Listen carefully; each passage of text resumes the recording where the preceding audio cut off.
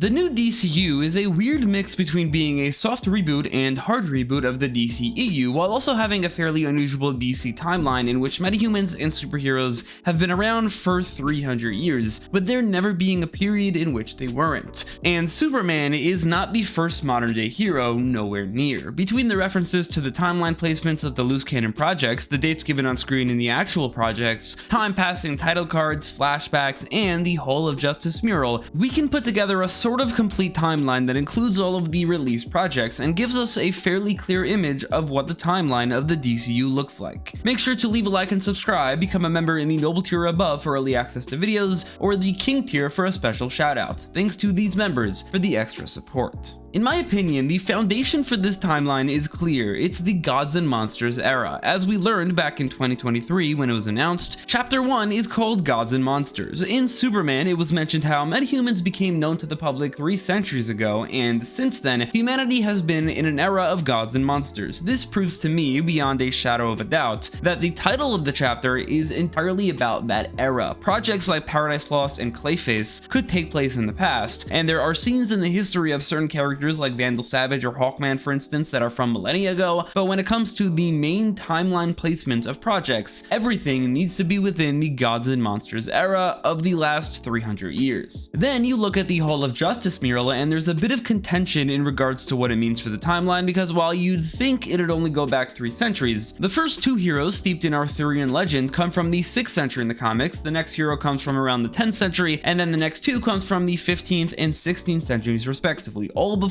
the 1700s or 18th century. It doesn't necessarily fit their timeline placements in the comics, but for right now it seems pretty clear to me that the Gods and Monsters era supersedes that. Obviously metas existed for a while before this era, but it's made clear that humanity became aware of them in the 1700s. This means they didn't begin recording metas and superheroes until the 1700s. This mural, in essence, is a record of past metas. We actually know about one character actually being moved up the timeline, since you see Bess Lynn, who needs to come from around the year 1776, and then after her is Super Chief, who in the comics is from the 15th century. This mural will be used as a basis for the past of the DCU. Most of the characters' placements on the timeline are clear, some not 100%, but for all of them we can assume where they are. But of course that's the past. The most populated part of the timeline will be the present day, an era that began with the debut of Superman, which according to the movie was 3 years ago. Throughout the 3 present day projects we get official dates, flashbacks with clear time differences to the present, and other timeline hints that formulate something cohesive. So that out of the way, understanding the basis of the DCU timeline, let's go in timeline order and go over the complete Gods and Monsters timeline as of the release of Peacemaker Season 2, which is to say nothing from future projects will be included since nothing from the future is set in stone, so don't expect any details from Lantern, Supergirl, or Clayface until maybe a year from now when I update this video. We start in the 1700s. We are told 3 centuries ago from Superman, which takes place in 2025. If it's exactly 3 centuries, then that would mean that we start in the year 1725, but I think once you delve into the phrasing of centuries, things become less exact. We don't know exactly what year in the 1700s, but we can assume the early 1700s. So in the early 1700s, humanity first became aware of metahumans, likely due to the emergence of these first few heroes. I'll admit, these first few heroes throw things off a bit. Madame Xanadu, or Sister Symmetry, Silent Knight, and Exoristos in the comics have ties to medieval times and Arthurian legend. Camelot in the DC universe was around in the 6th century. Madame Xanadu and Silent Knight were a part of those stories. Exoristos, meanwhile, was apparently exiled from Themyscira 4 centuries after the fall of Camelot, so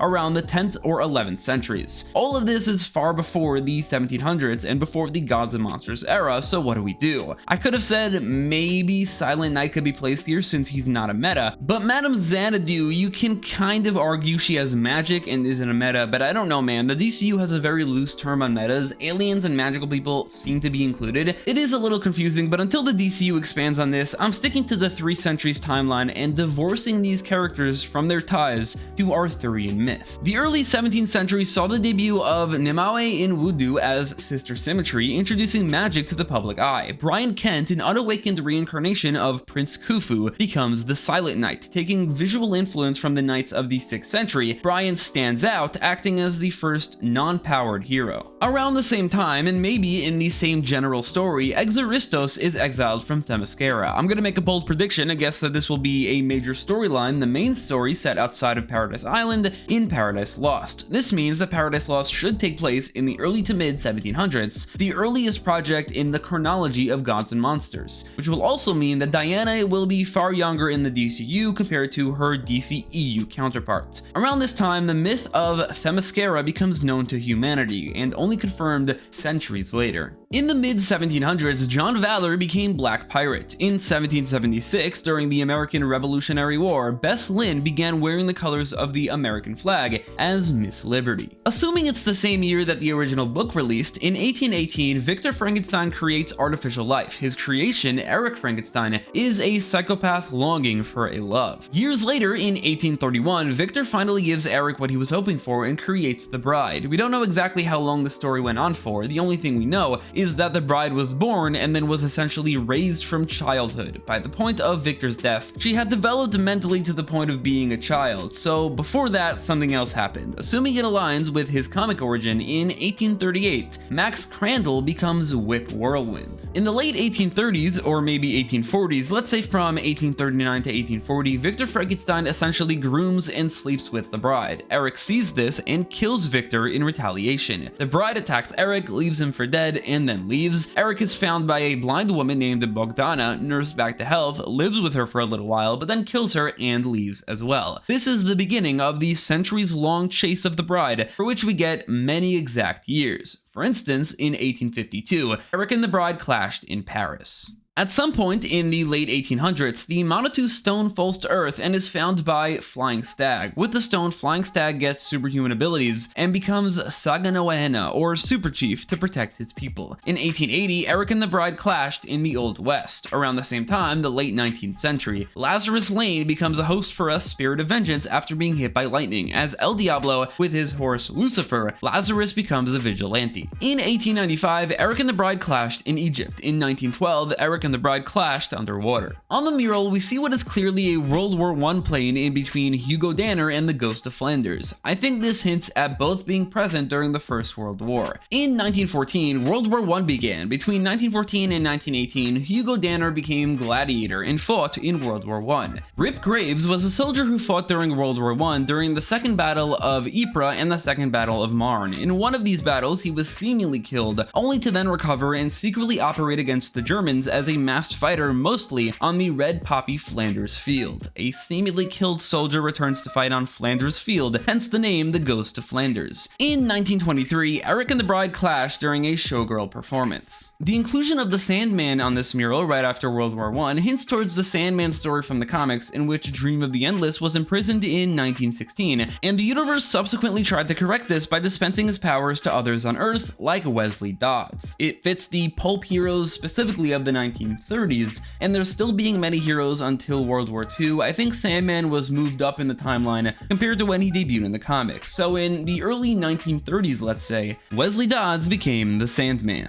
After competing in the 1936 Olympics alongside Libby Lawrence, William Everett soon got superpowers and became the Amazing Man. In 1938, Giovanni Zittara debuted as a crime-fighting magician. In 1939, World War II began. Coinciding with this was a boom in metahuman superheroics as more and more people decided to aid in the greatest battle for morality of the Gods and Monsters era. The second half of the mural, it seems, enters the 1940s, as we could see the warships and planes that clearly represent the war. And to be more specific, I think the ship that we see here represents Pearl Harbor and when the United States joined the war effort in December 1941. So Libby Lawrence, Bullet Man, Bullet Girl, and Max Mercury will all be before or around that time, while the rest are after. In the comics, Libby actually became Liberty Bell in 1941 canonically, so let's stick to that. In 1941, Libby Lawrence, who is a descendant of Miss Liberty, gets super strength from the Liberty Bell somehow and then becomes Liberty Bell. That same year, Jim Barr fails to follow in his murdered father's footsteps as he's not accepted into the police force. Instead, he invents a drug that gives him strength and an anti-gravity helmet that allows him to fly like a bullet. Eric and the bride clash in the war zone. After disappearing into the Speed Force in the 19th century, Max Crandall finally frees himself in 1941. He might might have also freed himself in the late 1800s.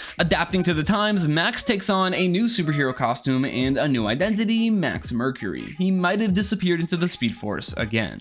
On December 7th, 1941, Japan attacks Pearl Harbor, bringing the United States and all of its metahumans into World War II. Still in December 1941, Jim Barr gives his wife, Susan Kent, the same serum and helmet, turning her into Bullet Girl. In 1942, teacher Thomas N. Thomas and student Daniel Dunbar are caught in a chemistry accident that bestows them with superhuman abilities whenever they touch. They become TNT and Dynamite. Dynamite is the first kid's sidekick, something that will become prevalent going forward, but not in this video since none of the Teen Titans have been brought up in the timeline yet. As the war wages on, the mural moves on to a later stage in the war, so let's jump to 1943, in which Sandra Knight, armed with her black light ray, becomes Phantom Lady, and this is a guess, but I'm gonna assume that Daryl Dane also becomes Doll Man around the same time given their connection. They also might have formed the Freedom Fighters, but that's not been confirmed. Also in 1943, G.I. Robot was created and sent on a mission with Sergeant Rock and Easy Company. The Sergeant Rock movie might end up taking place after this and include G.I. Robot, or before this and not include him. We don't know yet, so let's leave it off the timeline. In 1944, specifically in June, G.I. Robot kills 38 Nazi soldiers. On September 19th, the Battle of Harrington Forest occurs and G.I. Robot kills 92 Nazi soldiers. On October 11th, the Battle of Aachen occurs and G.I. Robot kills 14 Nazi soldiers.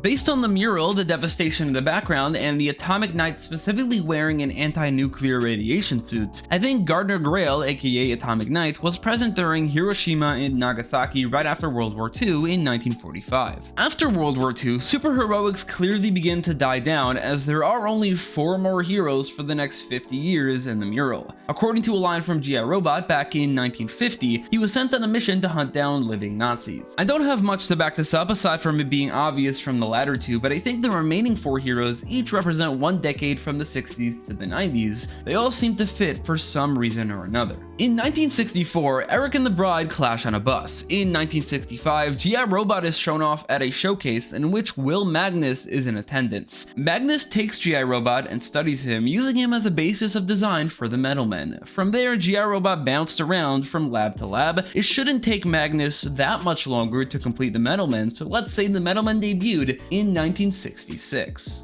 This guy is either a race-bent Mike Maxwell, aka Bawana Beast, or maybe it's Freedom Beast. Either way, I'd place him in the 1960s. Bawana Beast debuted in 1967, so let's say 1967. Ted Grant, aka Wildcat, fits the 1970s boxing crave, so that's where he debuted. Also in the 1970s, Eric and the Bride clash in front of a group of hippies. In the 1980s, Francisco Ramon, or maybe his name is Paco Ramon, debuted as the breakdancing and sonic blasting superhero Vibe. In the year 1990, since it's stated to be 35 years ago, Augie Smith takes his 2 sons on a camping trip in which they hunt down an alien and steal his tech. The tech turns out to be the Quantum Unfolding Chamber, a pocket dimension that is able to access the multiverse. In 1991, Eric and the Bride clashed at a Gogol Bordello concert. Based on when he debuted in the comics, Andrew Van Horn became Gunfire in 1993, with the ability to turn anything he touches into a gun. 3 decades ago, or 1995, on what Earth considered to be February 29th, Kal-El was born. Soon after that, Krypton exploded as Kal-El is sent to Earth. His parents Jor-El and Laura Lorvan sent a message with him telling him to conquer Earth and spread his Kryptonian seed, but the message is damaged and ends up cut off as Kal lands in Smallville, Kansas and is taken in by Jonathan and Martha Kent, given the name Clark. At some point in the 1990s, Chris Smith kills Keith Smith by accident. In the early 2000s, G.I. Robot was abandoned by the US government and got placed into the hands of collectors. I say this because in the G.I. Robot episode, it stated that he bounced around from lab to lab through the 90s before being abandoned by the government. This suggests to me that since it went through the 90s, that he was abandoned after the 90s. This is important because the next event happens around 10 years later. The early parts of the Nina Mazursky origin story, from her birth, her mother leaving, being turned into an actual fish girl, and then enrolling in school, all occur throughout throughout the 2000s. Now, Creature Commandos gave us a pretty definitive timeline in regards to Dr. Phosphorus and Batman when Phosphorus said he hasn't been touched in 15 years, but not only did this timeline always kind of bother me, but also Gunn said not to take it seriously. So we're gonna have to leave Batman and Dr. Phosphorus completely off the timeline. I guess we'll learn more in Clayface. The 2010s don't have many exact dates, but a lot happened during this decade. At some point during the 2010s, the rest of the G.I. Robot flashbacks in which he is taken in by Sam Fitzgibbon and massacres the Hub City neo-Nazi group, is arrested, put on trial, and sent to jail, all occur.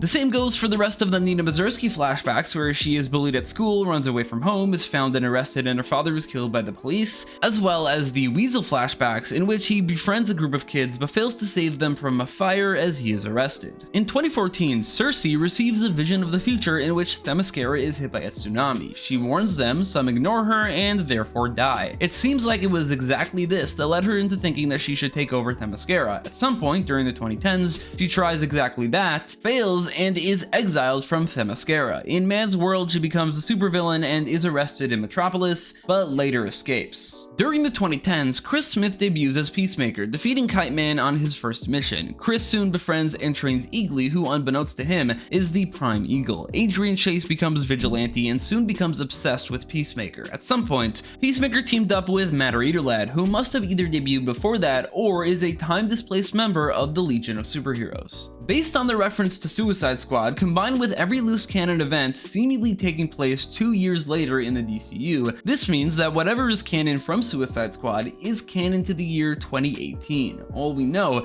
is that Rick Flag Jr. met and began a relationship with June Moon, aka the Enchantress. I'd add to that and assume that that surrounded the creation of the Suicide Squad, meaning Task Force X was created by Amanda Waller in 2018. In Peacemaker Season 1, Chris states that he was in prison for 4 years. This is still canon, but Season 1 takes place 2 years later than the DCEU in 2023, so Chris was imprisoned in the year 2018 or 2019. That brings us to 2022, the Superman era, and the present day. In 2022, a 27-year-old Clark Kent moves to Metropolis, gets a job at the Daily Planet, and unveils himself to the world as Superman and as an alien. Gunn said Bloodsport shooting Superman isn't canon, but it absolutely can be. We now know he debuted before the Suicide Squad, maybe kryptonite quickly became an issue. It was said he lost his first ever fight in Superman, but is being shot from afar really considered a fight? I don't think so. I think Bloodsport shooting Superman should be brought back into canon. Right after that, he is arrested, and right after that, the Suicide Squad. Still in 2022, Rick Flag Jr. and Amelia Harcourt sleep together the night before his next mission. Then the DCU version of the Suicide Squad occurs. Flag is sent to Corto Maltese on Project Starfish alongside Peacemaker, Bloodsport, Ratcatcher, King Shark, and a few others. This leads to Peacemaker killing Flag, Bloodsport shooting Peacemaker, the Suicide Squad killing Starro, and then leveraging some damning information against Waller to secure their freedom. King Shark's freedom doesn't last long.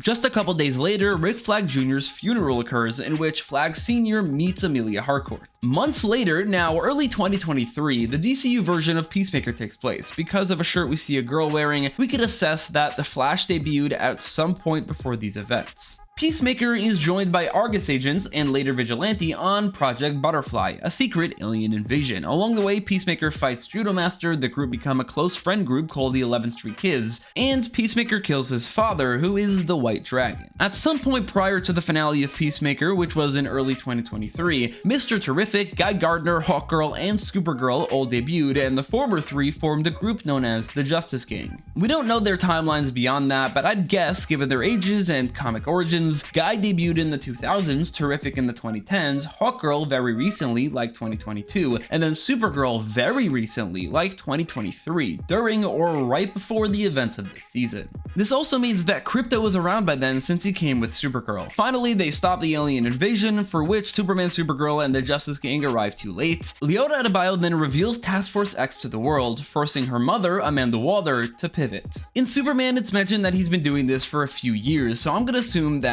in 2023, Luthor Corp starts selling Baravia arms for extremely cheap, beginning his quest to kill Superman. Cersei receives a vision of Pakolistani princess Ilana Rostovic taking over the world. Cersei takes control of the Sons of Themyscira and sets out to kill Ilana. In 2024, Pakistan and the United States enter a deal. Weeks later, Cersei and the Sons begin attacking Pakistan. Having pivoted with the pressure of the United States and the public on her neck, Amanda Waller agrees to not use humans in her task force. Instead, she'll stick to non-humans. She tasks Rick Flag Sr. to lead a new squad, Task Force M, also known as the Creature Commandos. The events of Creature Commandos all take place in 2024. Clayface's inclusion means that the Clayface movie will take place before Creature Commandos. Among these events is Rick Flag's back being broken. A few months later, in November 2024, after Flag had healed and dyed his hair, he replaces Waller as Argus director, as Waller is kicked out. It's here he finds out the truth about his son's death. He was killed by Peacemaker at the order of Waller. We know this to be in November because it's 8 months before the present day of Peacemaker Season 2. We know what the present day of Peacemaker Season 2 is because of the very next event. Stated to be in January, and we know 2025, Peacemaker finds a portal to another universe in the QUC. There, he meets the alternate universe version of his father before returning. In February 2025, 3 months prior to Superman, Clark and Lois Lane begin dating. In April, Superman stops the war between Jarhanpur and Baravia that broke out due to Lex Luthor. In May, the events of Superman took place, which we know because of the newspaper in Superman. In fact, since the final newspaper is May 24th and the movie takes place over the course of a week, the entire movie is from May 18th to May 24th, 2025. At some point before these events, the following had to have happened. Lex created Ultraman and the Engineer, Rex Mason became Metamorpho, which had to have happened years ago since he has a son after that. Flo Crawley became director of the FBI since the Suicide Squad, Supergirl started to go off-world to Red Sun planets to get drunk, Kryptonite was all but wiped off the world, Superman became aware of an intergalactic zoo,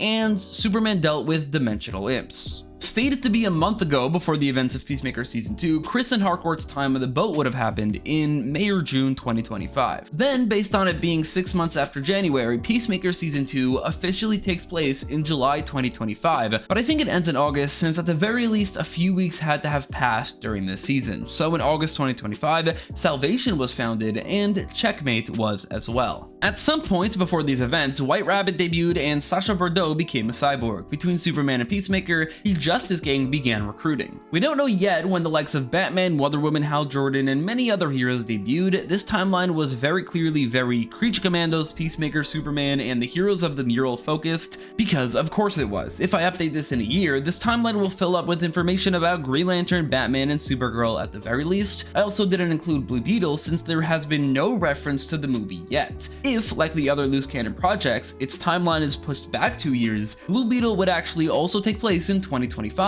around the same time as Superman. So even if Blue Beetle is canon and took place during that time, the most recent event in the DCU occurred in what is likely August 2025. Flag Sr. sends Peacemaker to Salvation. This is vaguely what the timeline of the DCU looks like as of right now. Next up in the timeline is Lanterns and then Supergirl. Thanks so much for watching.